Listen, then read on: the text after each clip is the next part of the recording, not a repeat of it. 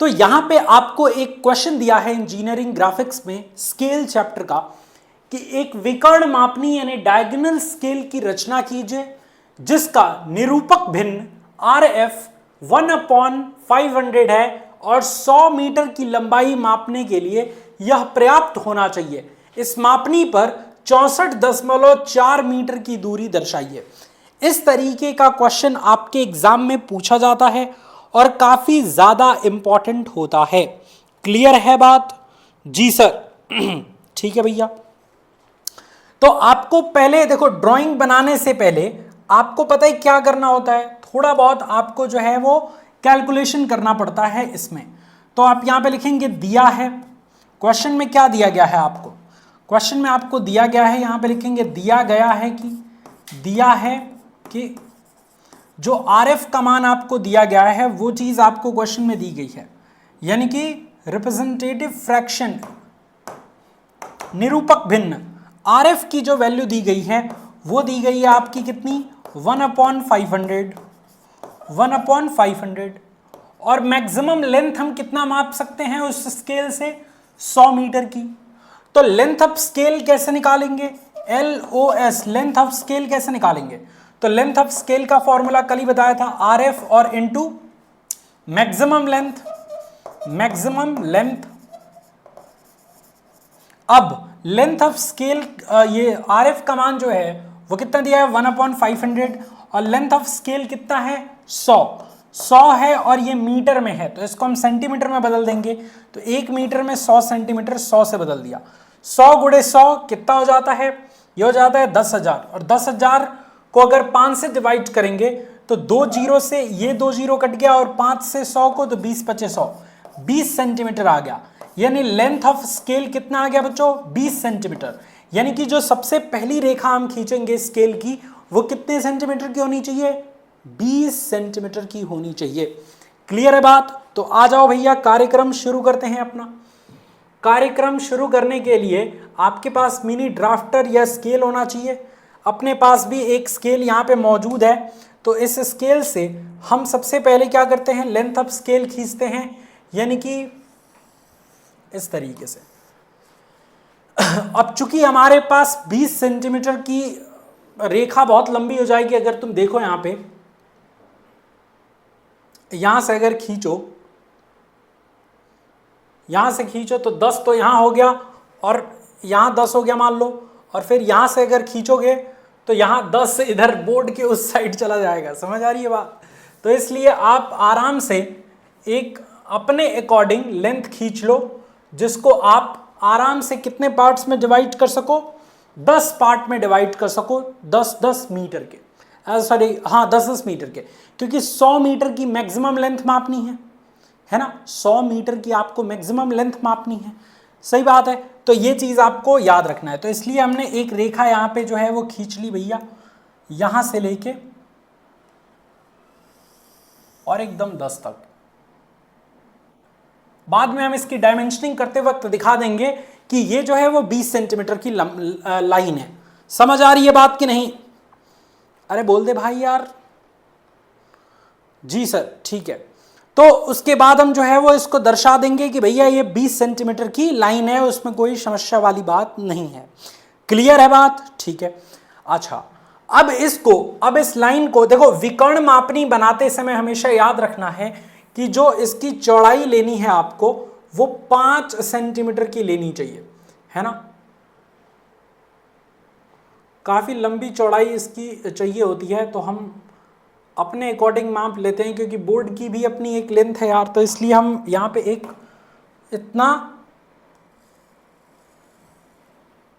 इतनी लंबी एक जो है वो चौड़ाई की रेखा खींच देते हैं, ठीक है। और इसी को एकदम जस्ट ऐसे ला के इधर, और यहाँ पे भी हम क्या कर देते हैं, ऐसे ही खींच देते हैं इसको इस तरीके से। और अब इसको हम मिला देते हैं ऐसे। अब इसको हम क्या करते हैं बच्चों, इसको हम ऐसे मिला देते हैं इसको।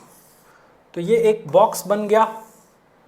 जैसे ही हम इसको मिलाएंगे तो ये क्या बन जाएगा बच्चों, हमारे लिए एक बॉक्स बन जाएगा। ये हमारे लिए एक बॉक्स इस तरीके से बन गया। स्केल टाइप का बॉक्स बन गया। क्लियर है बात? जी सर समझ आ रहा है, ठीक है, अच्छी बात है। तो ये आपको याद रखना है, ठीक है, ठीक है। तो 20 सेंटीमीटर का हम ये खींच लेंगे। लंबाई आप कुछ भी रखिएगा, बस आप यहां पे प्रदर्शित कर दीजिएगा जिसको आप इक्वल पार्ट्स में डिवाइड कर सके। ऐसा नहीं कि कोई ऐसी लाइन ले लिया जिसको इक्वल पार्ट्स में डिवाइड ही नहीं कर पाए, तो दिक्कत वाली बात हो गई। तो ये 20 सेंटीमीटर का हो गया, ये 5 सेंटीमीटर का हो गया चौड़ाई। और उसके बाद हम क्या करेंगे, हम इसको बराबर बराबर कितने पार्ट्स में डिवाइड करेंगे, 10 पार्ट में डिवाइड करेंगे। और प्रत्येक पार्ट 20 मीटर का 10 मीटर का होना चाहिए, क्योंकि 10 दहा में 100 मीटर मैक्सिमम हमको मापनी है लेंथ। तो इसलिए हमको क्या करना है, इस तरीके से 15 से 45 डिग्री के बीच एंगल रख के हमको जो है वो एक इस तरीके से लाइन, लंबी लाइन खींच देनी है। और कितनी लंबाई होना चाहिए, 10 बराबर भागों में बांटना है। तो ये 10 सेंटीमीटर लंबी लाइन हम ऐसे खींच देंगे। और यहां पे हर एक एक पॉइंट पर यहां पे लगा देंगे पॉइंटर। 10 बराबर भागों में बांटना है ना इस पूरे स्केल को, और प्रत्येक भाग 10 मीटर का होना चाहिए। इसलिए 5, 6, 7, 8, 9, 10। अब करिए क्या, इस वाले कोने को लेके इस पर मिला दीजिए। तो जैसे ही आप इस वाले कोने को इस पे मिलाएंगे, स्केल से मिलाओ भैया, इस वाले कोने को पकड़ के इससे मिलाओ। थोड़ा और मिलाना पड़ेगा इसको, ये थोड़ा और आ जाए इधर भैया, ठीक है। इसको इससे मिला दिया हमने, मिल गया। थोड़ा सा आगे चल के इस वाले पॉइंट को बिल्कुल भी छेड़ना मत, जो एंगल है उसको बिल्कुल मत छेड़ना, अदरवाइज ड्राफ्टर को जैसे ही छेड़े एंगल को तो फिर पूरा का पूरा जो है मापदंड बिगड़ जाएगा भाई। तो इसलिए अब इसको ऐसे करते जाओ, मिलाते जाओ, ऐसे इसको मिलाते जाओ, खींचते जाओ, ये 10 पार्ट में डिवाइड हो जाएगा। और एकदम बिना किसी मापदंड में गलती हुए ये एकदम 10 बराबर पार्ट में डिवाइड हो। केवल स्केल से खींचोगे इसको तो फिर वो जो है वो माप गड़बड़ हो सकता है। बट ड्राफ्टर का यूज करके खींचोगे तो चूंकि ड्राफ्टर सेट रहता है, एक बार उसको हॉरिजॉन्टल और वर्टिकल पोजीशन पे सेट कर दोगे तो फिर वो जो है वो हिलेगा नहीं, आराम से आप उसको खींच सकते हो, कोई दिक्कत वाली बात नहीं होगी। तो ये हमने इसको 10 बराबर पार्ट्स में बांट दिया। अब जो है वो ड्राफ्टर को एकदम 90 डिग्री करो, यहाँ पे देखो 90 डिग्री दिख रहा है। और अब क्या करो, हर एक पॉइंट को ऊपर ऐसे वर्टिकली मिला दो। तो ये स्केल आप देख पा रहे होगे, ये स्केल 10 बराबर पार्ट्स में बट जाएगा। ये अपन यहाँ पे इसको मिलाएंगे, ये रही बात। इसके आगे करके इसको मिलाते हैं, ये रही बात। इसको आगे करके इससे मिलाते हैं, ये रही बात। इसको आगे करके इससे मिलाते हैं। देख सकते हो एकदम बराबर बराबर खाना खींच रहा है, देख रहे हो ना। तो प्लेन स्केल की तरह ही ये बनेगा, बट लास्ट में बस एक थोड़ा सा छोटा प्रोसेस है, उसको समझना है। वही अंतर कर देगा विकर्ण मापनी और साधारण मापनी में। तो लास्ट पर फोकस करना, बाकी सब जो कल जैसे बताया था ना वैसे ही ड्राइंग बनेगा बाकी सभी का। तो ये हमने 10-10 मीटर के 10 पार्ट्स में डिवाइड कर दिया। 20 सेंटीमीटर लंबी स्केल को हमने 10-10 पार्ट में डिवाइड कर दिया। ठीक है भाई, ठीक है भाई, यहां तक की बात समझ आ रही है? मेरे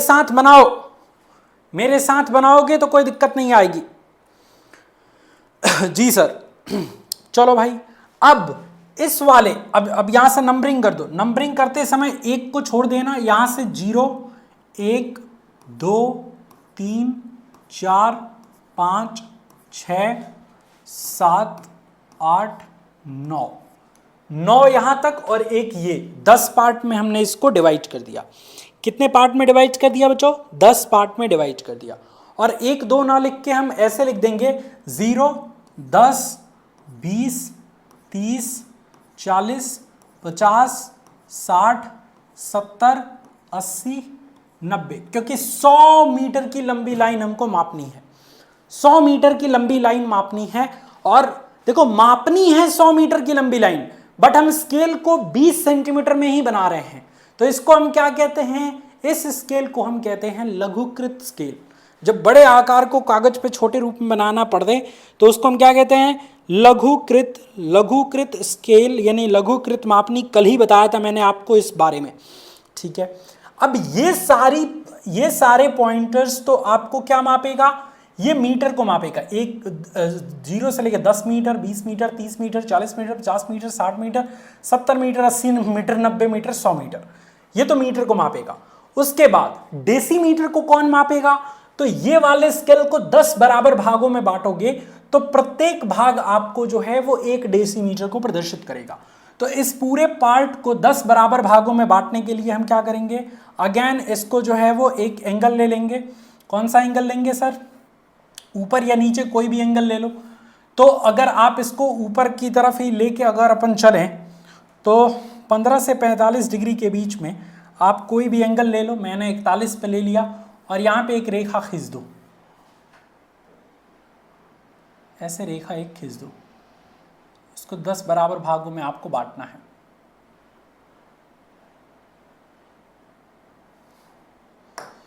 तो हम यहां से जो है वो इसको बांटते हैं।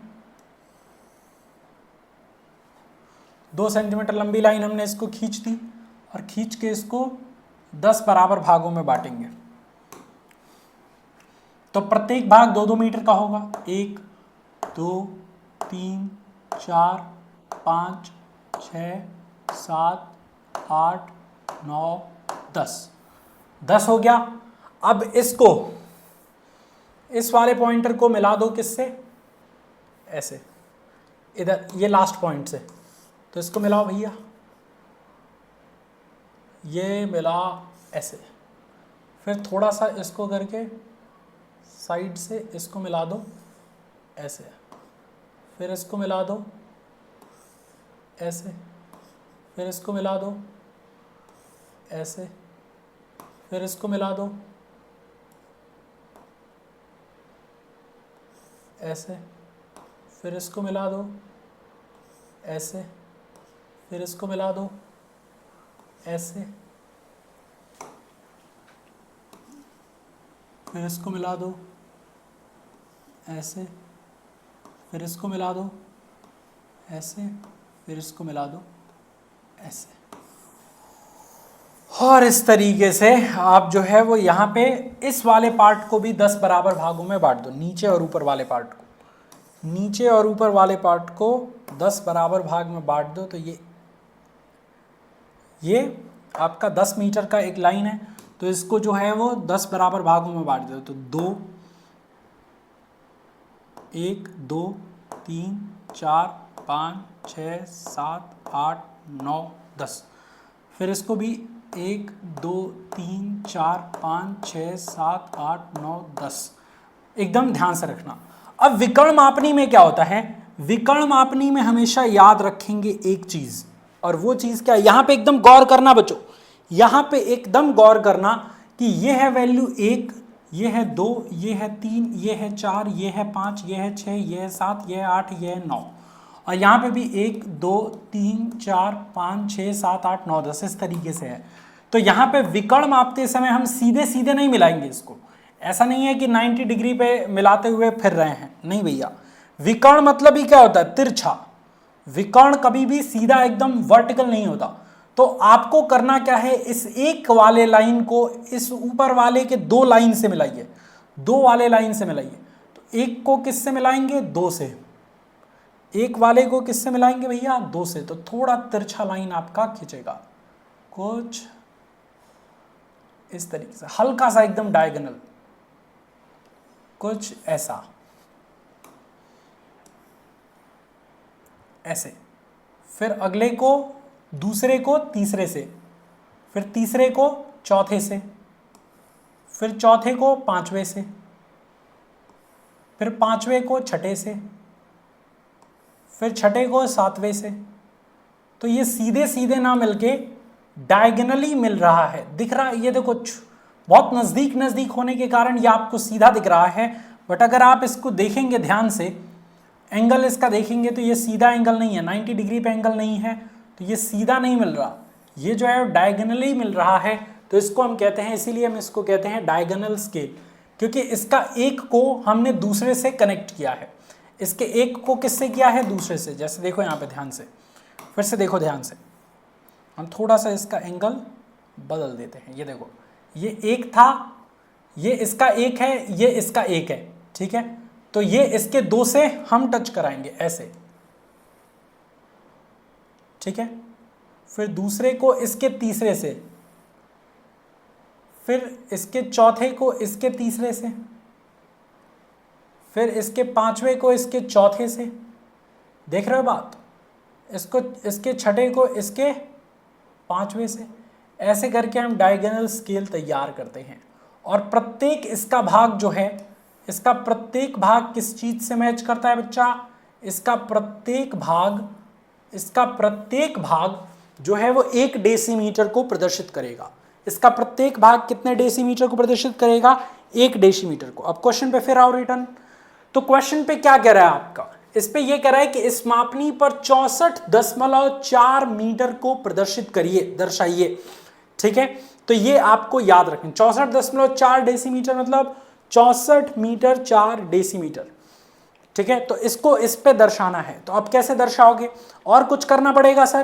देखो, अगर सेंटीमीटर भी पूछता आपको, अगर आपसे सेंटीमीटर भी पूछता, तो ये जो 50 सेंटीमीटर की आपने लाइन ली है, इसको 20-20 करके 50 है ना, तो 10-5 50, 5-10 50, 5-5 करके 10 पार्ट में डिवाइड करते और इसको क्षैतिज रूप से मिलाते। तो हर एक क्षैतिज खाना आपके सेंटीमीटर को प्रदर्शित करता, और हर एक छोटा वर्टिकल खाना डेसीमीटर को प्रदर्शित कर रहा है, और हर एक बड़ा खाना मीटर को प्रदर्शित कर रहा है। तो इस तरीके से हम स्केलिंग करते हैं। अब हमको कितना दर्शाना है स्केल पर? 64.4 मीटर। तो 10 metre, 20 metre, 30 metre, 40 metre, 50 metre, 60 metre. तो 60 के पास लाके इस तरीके से हम डायमेंशनिंग करते हैं। पहले हम एंगल को 90 कर लेंगे एकदम, देखो 90 एंगल हो गया आपका। अब 60 के पास लाके हम यहाँ से एक निशाना यहाँ पे खींच देते हैं। उसके बाद से 64.4 है, तो इसलिए 60 के बाद से 1 2 3 4 यहाँ पे लाके एक लाइन ऐसे ड्रॉ कर लेंगे, और 64.4 1 2 3 4 डेसीमीटर यहाँ पे हम ला देंगे, यहाँ पे एक लाइन ऐसे ड्रॉ कर देंगे। क्लियर है बात? अब इसको हॉरिजॉन्टली ऐसे घुमा लो 0 डिग्री पर, और घुमाने के बाद इसको मिला लो ऐसे, घुमाने के बाद इन दोनों को ऐसे मिला दो ऐसे।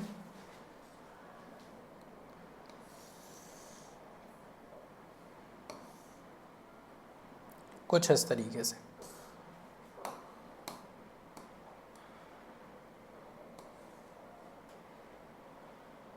ठीक है। अब इसको तीर, एकदम शार्प तीर से इसकी डायमेंशनिंग कर दो कि भैया ये आपका